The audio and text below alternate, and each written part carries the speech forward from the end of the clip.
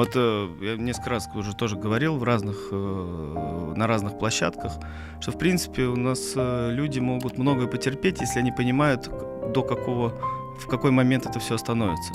Ну, если там вас просят даже 3-5 лет отнестись с пониманием к любой ситуации, практически, ну, люди к этому готовы. А когда ты понимаешь, что вот оно все, у нас свобод все меньше, меньше, меньше, меньше, меньше, и мы не понимаем, когда это закончится, где мы остановимся, вот тогда у людей начинается такое сильное негодование.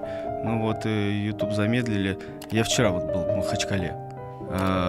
Прошу поднять руки всех, у кого есть VPN. 99%, клянусь, там девчата, это было там женское сообщество предпринимателей, и 99%, только одна девушка честно сказала, что у меня нет VPN, и она так негодовала, она говорила, ну вы все-таки мне ответьте, почему вот нельзя просто весь YouTube перенести на Рутюб?